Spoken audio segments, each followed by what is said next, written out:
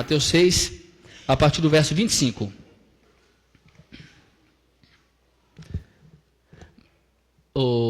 Jack, por favor, meu irmão, traz água para mim. Obrigado. Mateus 6, 25. Portanto, eu lhes digo, não se preocupem com sua própria vida, quanto ao que comer ou beber, nem com seu próprio corpo, quanto ao que vestir. Não é a vida mais importante que a comida, e o corpo mais importante que a roupa? Observem as aves do céu, não semeiam, nem colhem, nem armazenam em celeiros. Contudo, o Pai Celestial as alimenta. Não tem vocês muito mais valor do que elas? Quem de vocês, por mais que se preocupe, pode acrescentar uma hora que seja à sua vida? Por que vocês se preocupam com roupas? Vejam como crescem os lírios do campo. Eles não trabalham nem tecem. Contudo, eu lhes digo que nem Salomão, em todo o seu esplendor, vestiu-se como um deles. Se Deus veste assim a erva do campo, que hoje existe e amanhã é lançada ao fogo, não vestirá muito mais a vocês, homens de pequena fé? Portanto, não se preocupem dizendo o que vamos comer, ou o que vamos beber, ou o que vamos vestir. Pois os pagãos é que correm atrás dessas coisas, mas o Pai Celestial sabe que vocês precisam delas. Busquem, pois, em primeiro lugar o reino de Deus e a sua justiça, e todas essas coisas lhes serão acrescentadas. Portanto, não se preocupem com o amanhã, pois o amanhã trará suas próprias preocupações. Basta a cada dia o seu próprio mal. Obrigado, mano. Bom, esse texto que nós lemos, bem conhecido da maioria daqueles que já frequentam igrejas há muitos anos, está naquela passagem também famosa do Sermão do Monte, que reúne vários ensinos de Jesus, e que começa no capítulo 5 de Mateus, passa por todos os 6 e os 7, 5, 6 e 7 de Mateus. Os ensinos de Jesus não são difíceis, bem pelo contrário, são bem simples. Não há muita dificuldade para entender o que Jesus está ensinando nesse Sermão do Monte. Quem é que tem dificuldade para entender? Não julgue a ninguém. Não, isso é muito fácil de entender. Quem é que consegue não entender? Ame o teu próximo. Ame o teu inimigo. Qualquer um entende o que significa amar inimigo. Quem é que não entende? Ore por aqueles que vos perseguem. Todos nós entendemos. Quem é que não consegue entender? Quando você orar, não ore para ser visto pelos homens. Ore ao teu Pai que está em secreto. Não há dificuldade nenhuma em entender isto. Como não há dificuldade para entender nenhum dos assuntos tratados por Jesus aqui nesse Sermão do Monte. Todos os ensinos aqui são muito fáceis de entender. Inclusive esse que nós acabamos de ler. Não se preocupem com nada. Há alguma dificuldade em entender isso? Não, nenhuma dificuldade em entender. Não se preocupem com nada. Não há muito o que entender. Há o que crer.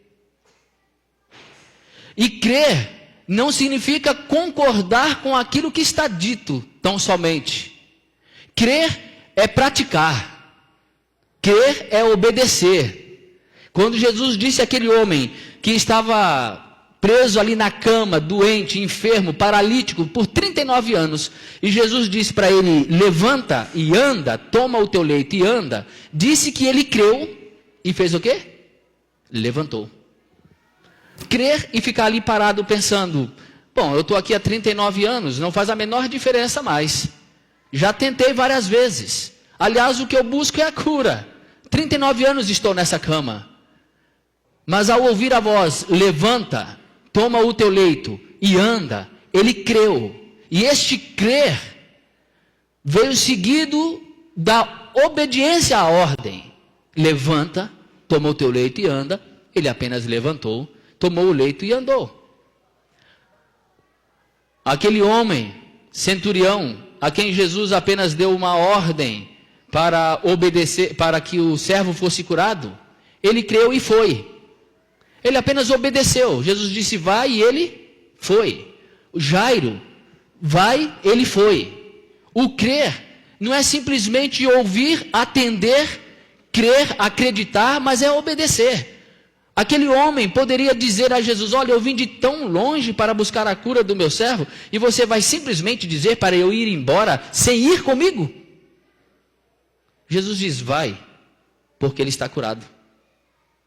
Ele creu e partiu. Portanto, meus irmãos, não há dificuldade em entender, mas há em nós uma dificuldade enorme em crer. Nós não cremos. Ah, creio sim, pastor, creio sim. Não, meus irmãos, nós não cremos. Nós fazemos de conta que cremos. Nós cremos até onde nós achamos conveniente para nós crermos. Nós cremos, mas nós não mergulhamos. Nós cremos, mas nós não obedecemos. Nós cremos que é correto amar o inimigo, mas nós não amamos o inimigo. Nós entendemos com facilidade aquilo que Jesus disse, quando alguém te der um tapa na face, vira ao outro lado, mas nós não obedecemos a isto. Ora, se nós não obedecemos, como é que podemos dizer que cremos? Na verdade, nós não cremos. Porque se crêssemos, nós obedeceríamos. Não andem preocupados com a sua vida, quanto ao que vocês têm que comer ou beber, quanto ao seu corpo, quanto ao que vocês têm que vestir. Mas sejamos honestos, nós não nos preocupamos com todas essas coisas? Nós não nos preocupamos com o que temos que comer, com o que temos que beber, com o que temos que vestir. Nós não nos preocupamos com todas essas coisas da vida. Quando a palavra de Jesus é, não se preocupem. Olhem os lírios do campo, olhem as aves do céu. Se o Pai cuida das aves do céu, se Ele cuida dos lírios do campo, não cuidará de vocês? Mas nós não acreditamos que Ele cuidará, se nós mesmos não cuidarmos. Se nós mesmos não nos preocuparmos. Se nós mesmos não ocuparmos a nossa vida com essas coisas. Por que é assim? Nesse texto, no versículo de número 32, Jesus diz, os pagãos é que correm atrás dessas coisas. Mas, diz ele aqui, o Pai Celestial sabe que vocês precisam delas. Ninguém está dizendo aqui que não devemos buscar, trabalhar para termos o sustento para a nossa casa, para termos o dinheiro, para comprar a roupa, para comprar a comida, para pagar as contas. Deus sabe de todas as coisas que nós precisamos. Aqui se diz, os pagãos é que correm atrás dessas coisas. O problema é que nós estamos correndo atrás daquilo que é vento. Nós estamos correndo atrás de coisas que não trazem nada de essencial à nossa existência. Pelo contrário, nós vivemos numa ciranda que nos envolve de tal maneira que quando nós nos apercebemos, nós gastamos quase que todas as horas úteis do dia atrás de coisas que não são nada. É atrás da roupa, atrás da comida, atrás da bebida, atrás de tesouros que nós elegemos nessa terra. Nos versos anteriores a essa passagem, Jesus fala sobre os tesouros no céu.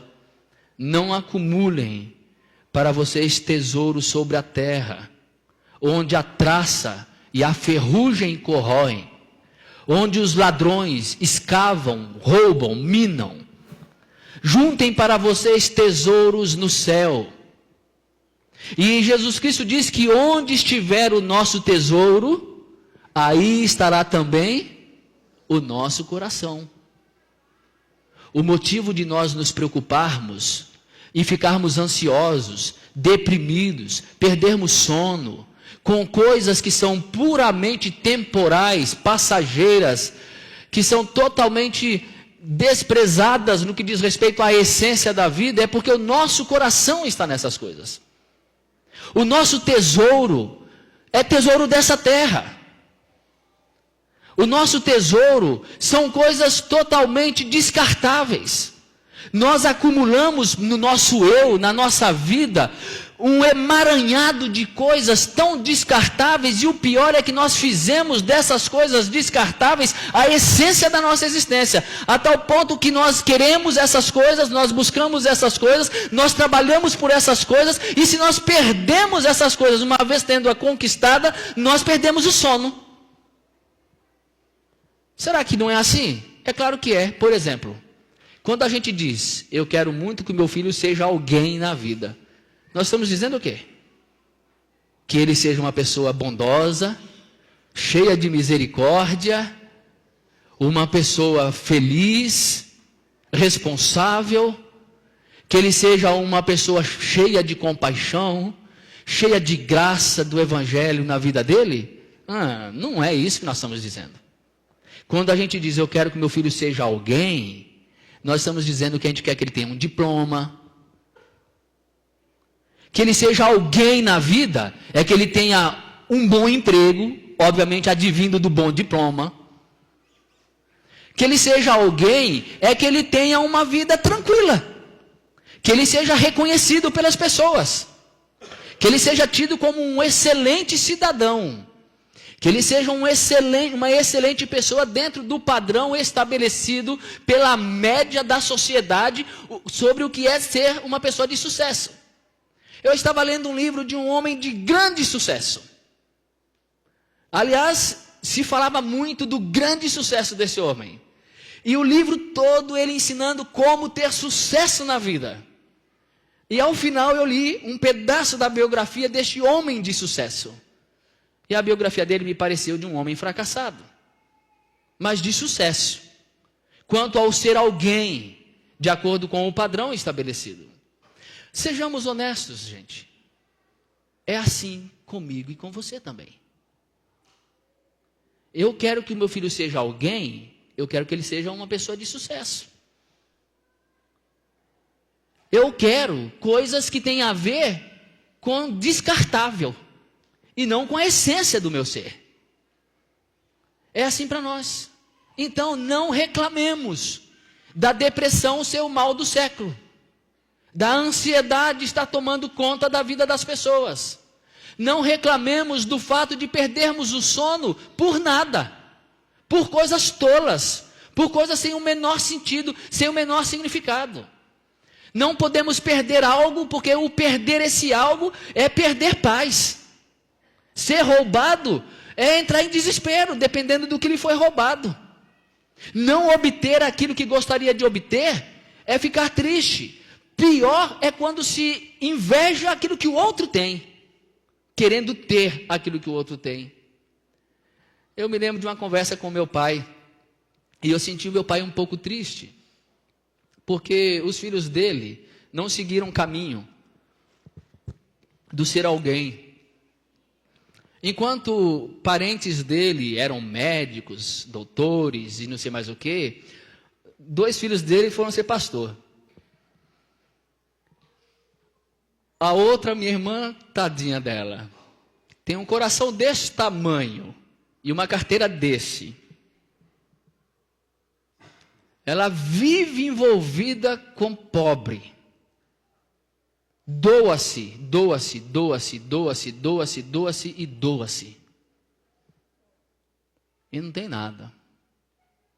E um dia eu vi meu pai assim meio triste, né? Pensando, ele tinha comentado sobre essas coisas, e eu falei, pai, tu tá triste porque a gente não é nada? Não. Nós somos, graças a Deus, muito felizes. Por causa da coisa mais importante que nós recebemos, que não foram diplomas, mas foram pessoas comprometidas com outros, com o próximo, com Deus, com o Evangelho. Não há nada mais rico do que isso. Às vezes, gente, as nossas preocupações vêm simplesmente porque o nosso coração está nesses tesourinhos dessa terra aqui. E nós esquecemos de nos livrarmos de todas essas coisas. Ele sabe que vocês precisam delas. E se nós cremos de fato nisso, que Ele sabe que a gente precisa, então a gente pode descansar. E saber que Ele vai cuidar de nós. E que não haverá nada que vai faltar. Que não haverá nada que deixará de termos quando precisarmos dessas coisas. Ele vai nos dar tudo aquilo que nós precisamos. Mas quem é que tem fé para viver assim? E para crer assim? Então Jesus diz aqui no verso 33, busquem pois, se é assim, se é desse jeito, que os pagãos é que correm atrás dessas coisas, e correr atrás disso é correr atrás do vento, correr atrás disso é correr atrás de coisas descartáveis, correr atrás disso é fazer a vida ser medida por coisas que não têm o menor valor.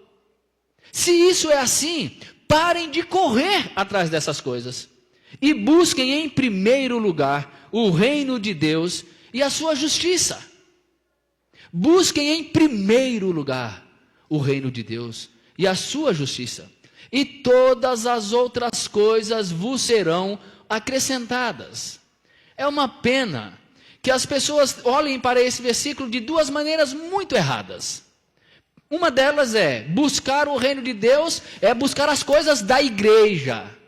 Os ministérios da igreja. Quanto mais você se envolve com a igreja, com as suas atividades, e mais você está buscando o reino de Deus. Se você participa do coral, você está buscando o reino de Deus. Mas se você participa da reunião de oração, está buscando mais ainda. Se você participa da escola bíblica, você está buscando o reino de Deus. Mas se você participa da escola bíblica e também do culto à noite, está buscando mais o reino de Deus. Se você se envolve no ministério de casais, ou no ministério de adolescentes, de jovens, de viciados em drogas, ou seja, o que ministério for, você está buscando mais o reino de Deus. E assim a busca do reino de Deus, na verdade, se transformou num ativismo sem o menor sentido, que não acrescenta nada à alma, mas acrescenta muitas vezes o farisaísmo, a mentira, o engano, a hipocrisia, porque o coração fica doente e a alma fica totalmente adoecida e a mente ocupada com 1000 tarefas religiosas em nome de Deus, mas que nada tem de Deus. Tem apenas a manutenção de um ego religioso, como se Deus realmente tivesse envolvido com isso. O outro erro grave nesse versículo é: todas as outras coisas vos serão acrescentadas. Envolva-se com o ministério da igreja, doe, contribua, e Deus vai te dar tudo. Não é nada disso que esse texto está dizendo. Nem prosperidade baseada em ativismo e contribuição, e nem reino de Deus baseado em envolvimento com tarefas eclesiásticas, tarefas religiosas. Ora, se Jesus diz aqui claramente, são os pagãos que correm atrás disto, e diz que o caminho para nós não vivermos essas ansiedades é não corrermos atrás disso, buscar o reino de Deus é exatamente livrar-se de tudo isso. É livrar-se dessa corrida, é livrar-se dessa ciranda, é livrar-se desse círculo vicioso. É livrar-se dessa busca por coisas puramente materiais e passar a buscar aquilo que é de Deus, aquilo que é reino de Deus, que é Deus vivendo em nós, é Deus habitando em nós, é negar-se a si mesmo, esvaziar-se de si mesmo, livrar-se de toda essa parafernália de coisas que nos envolvem. E que nós vamos agregando, acrescentando a nossa vida, vivendo baseado em nossos desejos, vivendo baseado na busca que a sociedade estabeleceu como sendo a busca certa para todo mundo, como o sonho de consumo de todo mundo, como algo a ser alcançado por todo mundo, e que somente serão tidos como pessoas de sucesso e pessoas realizadas, aqueles que atingem esse tal status. É livrar-se de tudo isso. É livrar-se dessa busca maluca, tola, e passar a perceber que há coisas muito maiores. É nos desnudarmos, é olharmos para nós como gente, como pessoa, como ser, não como uma coisa, não como um produto materialista dessa sociedade capitalista, onde nós somos apenas números, e nada mais do que números, consumidores, clientes, e todos os demais são também para nós clientes, pessoas que podem de alguma forma fazer-nos ascender nessa escala. Buscar o reino de Deus é parar de correr atrás de tesouros dessa terra e passar a ser como Cristo. Na verdade, esse é o nosso chamado, não é? Sermos a semelhança de Cristo. Cristo, tendo tudo, abriu mão de tudo. Ele se fez homem e habitou entre nós, e ele foi o humano perfeito. E nós somos chamados a sermos a semelhança de Jesus. E sermos a semelhança de Jesus é termos os nossos olhos mudados. Inclusive essa passagem anterior também fala isso, que os olhos são a candeia do corpo. Se os nossos olhos forem maus, todo o corpo será mau, tudo estará em trevas. Mas se os nossos olhos forem bons, tudo é bom. É o nosso olho mudado, é a nossa visão mudada para enxergarmos o outro e não um número. Enxergarmos pessoas, enxergarmos coisas que estejam além dessa materialidade, enxergarmos coisas que estejam além dessa vida física humana passageira. Aliás, voltando mais um pouquinho nesse ensino de Jesus, ele fala da oração e do jejum. Para nós orarmos ao Pai que nos vê em secreto, entra no teu quarto, fecha a tua porta e fala com teu Pai que te vê em secreto, e o teu Pai que te vê em secreto te recompensará. Quando você jejuar, jejue para o Pai que te vê em secreto. Consagre sua vida, seu corpo, sua alma, seu coração ao Pai que te vê em secreto. E depois ele ajunta, falando sobre os tesouros na terra, sobre os olhos. E aí então ele conclui: portanto eu lhes digo, não andem preocupados com a vida. Então eu pergunto, quem é que vivendo uma vida assim de oração, em comunhão com o Pai, entrando no secreto do quarto e abrindo, esparramando o coração diante do Senhor, tratando daquilo que é essencial, tratando daquilo que é vida, daquilo que é sopro, aquilo que não é material, aquele que jejua, aquele que jejua não para conquistar coisas, mas jejua para estar em comunhão com o Pai, abrindo mão daquilo que é material, daquilo que é básico à vida humana, à sobrevivência humana, para estar em comunhão com o Pai que vem em secreto. Quem que assim faz, e que coloca o seu coração não em tesouros da terra, mas em tesouros no céu, andará preocupado com alguma coisa? Não haverá com que andar preocupado, porque a vida está além para esta pessoa dessas contingências materiais. E quando nós chegamos a essa comunhão com Deus, parando de correr como os pagãos que correm atrás do que tem que comer, beber e vestir, e passamos a nos ocuparmos com aquilo que é justo diante de Deus, com a justiça de Deus, com a retidão aos olhos de Deus, nos ocupando com aquilo que agrada a Deus, com aquilo que realiza Deus em nós, com aquilo que realiza a existência de Cristo em nós, de tal forma que nós passamos a viver e claros e conscientes de que já não somos nós quem vivemos, mas Cristo vive em nós. Essa pessoa assim vivendo, ficará livre de todas essas coisas. Livre de tudo o que tem e livre de tudo o que não tem. Livre para ser, livre apenas para viver. E assim, para essa pessoa, aquilo que se conquista na vida, seja em recursos, seja em diplomas, seja em reconhecimentos, não agrega absolutamente nada à existência, porque ela não é uma pessoa melhor por ter conquistado alguma coisa. Ela não vai precisar bater no peito e dizer: olha como eu sou importante, porque aquilo não é nada.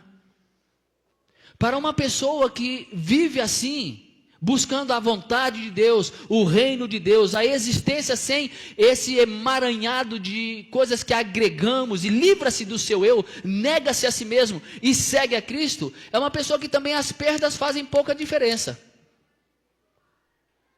Que diferença faz perder? Não tem problema. Faz parte da vida perder alguma coisa. Ganhar ou perder são a mesma coisa para aqueles que ganharam a consciência da presença de Deus na vida, do reino de Deus na vida, e pararam de correr atrás dessas coisas e pararam de colocar o coração naquilo que é puramente material, mudaram a sua mente, mudaram os valores da sua existência e passaram a perceber que tudo isso é descartável e que ter é apenas uma questão da vida comum aqui entre os homens, mas que não pode ser a essência da vida. E Jesus diz: Deus sabe que vocês precisam dessas coisas. Ele sabe do que nós precisamos. Agora, quem é que se contenta com aquilo que precisa? Quem é que se contenta apenas com aquilo que é necessário? Nós não nos contentamos com aquilo que é necessário. Miseráveis homens e mulheres que nós somos. Para concluir, Jesus disse que basta a cada dia o seu próprio mal. Portanto, para que se preocupar com o dia de amanhã? Não se preocupe com amanhã. Basta a cada dia o seu próprio mal. E essa é uma verdade para nós. Prepare-se, porque cada dia pode reservar a você mal, problema, lutas, dificuldades. Somos seres humanos, muito frágeis. Portanto, ainda que nós vivamos assim, conforme Jesus nos ensinou, livres e despreocupados dessas coisas, ainda seremos atacados por preocupações as mais diversas, por ansiedades as mais diversas, por dúvidas, por temores, por lutas. Então, o que fazemos? Ora, façamos aquilo que o apóstolo Paulo nos ensinou. Não andem ansiosos de coisa alguma. Olha só, não andem ansiosos de coisa alguma. Valeu, Paulo. Obrigado pela dica. Mas e aí? Como é que se faz isso? Ele diz: ao invés de ficarem ansiosos por alguma coisa, façam diferente. Que todas as suas questões, todos os seus pedidos, todas essas ansiedades, sejam conhecidas diante de Deus. Apresente-as a Deus. Como? Pela oração e pela súplica. Quando os problemas vêm sobre nós, ao invés de apenas nos ocuparmos com a preocupação, com a angústia, com a dor, com o sofrimento, com a tristeza, com a ansiedade, apresentemos isso ao Senhor pela oração e pela súplica. Mas Paulo conclui: e com ações de graça. Não apenas pela oração e pela súplica, mas a oração e súplica agradecida, que ora, suplica devido a um problema sério que está enfrentando, mas ao mesmo tempo é um coração grato, aberto, derramado em gratidão, dizendo: Senhor, muito obrigado por tudo. Obrigado pela luta, obrigado pela dor, obrigado pelo sofrimento, obrigado também pelas angústias, obrigado por tudo que o Senhor tem me dado. Obrigado pela alegria da tua presença, obrigado por poder falar contigo. Um coração agradecido não tem lugar para preocupações. Apresentem diante de Deus os seus pedidos pela oração, pela súplica, mas com gratidão no coração. E assim vai acontecer aquilo que Paulo diz que acontece. E a paz de Deus, que excede a todo entendimento, guardará o vosso coração e a vossa mente em Cristo Jesus. É exatamente esse verso que está após falar para nós apresentarmos nossos pedidos a Deus com oração, súplica e ações de graças. A paz de Deus, que excede a todo entendimento, guardará o nosso coração e a nossa alma. Agora, a gente acredita nisso? Se acreditamos, só tem uma coisa a fazer: obedecer. E como é que vamos obedecer? Que tal cada um de nós pensarmos na própria vida quanto a tudo aquilo que nós estamos agregando, acumulando, como coisas passageiras, descartáveis, e que estamos dando enorme valor a essas coisas. Com certeza você e eu vamos encontrar muitas coisas na nossa vida às quais nós damos o valor de tesouro, mas que não passam de lixo, mas que para nós é tesouro. Que tal nos livrarmos de tudo isso? Que tal entendermos que nós necessitamos de muitas coisas e que Deus sabe de tudo que nós necessitamos, então descansarmos e continuarmos sendo pessoas responsáveis, que estudam, que trabalham, que sabem que essas coisas são importantes, mas que não colocam nelas o coração e não correm atrás delas. Pelo contrário, ocupam a vida com outras coisas que são maiores do que essas coisas do dia a dia, da materialidade, da sobrevivência, da subsistência. Vamos nos ocupar com essas coisas. E vamos fazer o exercício de apresentarmos a Deus os nossos pedidos, as nossas questões, e sempre com ação de graça, sempre agradecendo e confiando que Ele vai fazer ser verdade em nossa vida aquilo que Ele promete. Todas as coisas vos serão acrescentadas. E aí nós entenderemos que tudo aquilo que nós precisamos realmente já nos foi acrescentado sempre. E que nós não sentiremos falta de nada, nem daquilo que conquistarmos a mais, e nem daquilo que por acaso nós perdermos. E dormiremos em paz, porque a paz de Deus que excede a todo entendimento, guardará a nossa mente para que ela descanse. Guardará a nossa mente para que ela não fique remoendo, pensando, preocupando e só preocupando, e a mente não descansa, a mente não desliga, e a noite vira uma criança. Não, a mente ficará tranquila, descansada em Cristo Jesus. É o que eu desejo para vocês e para a minha vida. Que o Senhor nos abençoe assim. Jack, vamos lá, mano, cantar Amigo de Deus. Obrigado, mano. Vamos ficar em pé, gente? Vamos cantar?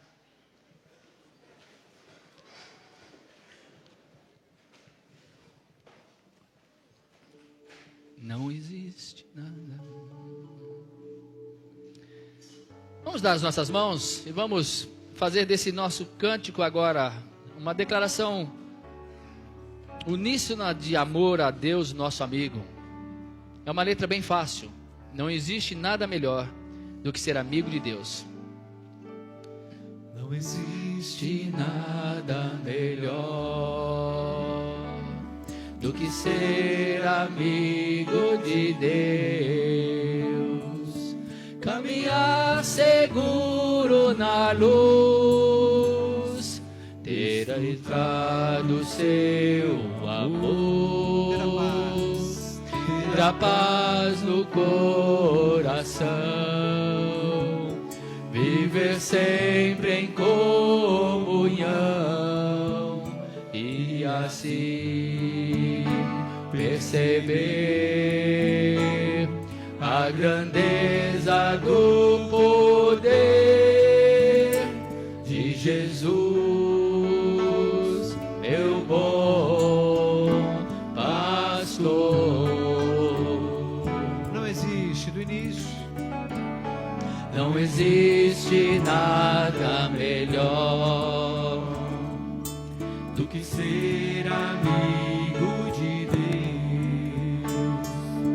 caminhar seguro na luz, desfrutar do seu amor, ter a paz no coração, viver sempre em comunhão e assim perceber a grandeza do poder de Jesus, meu bom pastor. Ter a paz no coração, viver sempre em comunhão e assim perceber a grandeza do poder de Jesus, meu bom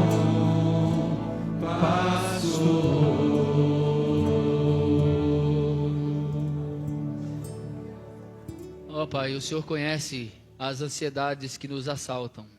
E quantas vezes nós perdemos o sono por preocupações desta vida.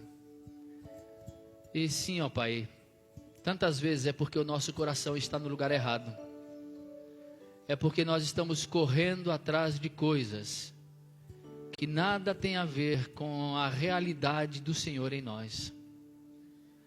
Ó Deus, nós pedimos ao Senhor a graça, a misericórdia, a cada um de nós aqui nessa noite, para que nós possamos buscar o Teu reino, a Tua vontade, o Teu reino em nossa vida, em nosso coração, buscar aquilo que é essencial. Ajuda-nos, ó Pai, porque somos tão fracos, tão frágeis e com tanta rapidez, as coisas da vida, as ocupações da vida tomam todo o nosso tempo e pior o nosso coração e a nossa mente. Nós queremos colocar diante do Senhor toda a nossa vida, clamando a Ti para que nos dê a graça, o privilégio de nos libertarmos completamente dessas coisas que são descartáveis, nos libertarmos de tudo aquilo que podemos acumular nessa vida e nos libertarmos de tudo aquilo que por acaso percamos nessa vida, para que o ganhar ou perder, coisas dessa vida, nada sejam para nós, uma vez que somos em Ti, e que esse nosso ser seja pleno, seja completo, seja realizado no Senhor, de tal forma que nós nos contentemos com aquilo que nos é necessário a cada dia, e que descansemos no Senhor, com olhos bons para todos à nossa volta, para as necessidades à nossa volta, que nós tenhamos, ó Deus, um coração puro, livre, para o outro e para Ti. E ó Deus, ajuda-nos para que diante de tantas lutas que nos assaltam, quando a dor nos alcança, quando problemas nos alcançam, quando coisas inesperadas nos atingem, quando perdas que nós não queríamos ter nos vêm, quando doenças que nós não pensávamos e não desejaríamos ter nos alcançam, ó Deus, atraia-nos a Ti, para que nós não nos dispersemos com o problema, com a luta, e apenas fiquemos remoendo aquilo que nos dói. Atraia-nos a Ti para a oração, para a súplica, e encha-nos o nosso coração de gratidão, porque nós sabemos que todo dom perfeito vem de Ti, toda boa dádiva vem de Ti, e nada há em nós de Ti que nos venha de nós mesmos. Por isso nós nos apresentamos e clamamos a Ti, tenha misericórdia de nós, Jesus, Filho de Davi, tem misericórdia de nós, em nome de Jesus, amém e amém. E agora, meu querido irmão, que a graça do nosso Senhor e Salvador Jesus Cristo, que este amor tão grande, admirável, inexplicável de Deus, o nosso Pai, que a comunhão e as consolações tão profundas e eternas do Espírito Santo estejam sobre todos nós, sobre todos aqueles que amam o nome de Jesus, hoje e para sempre. Amém e amém.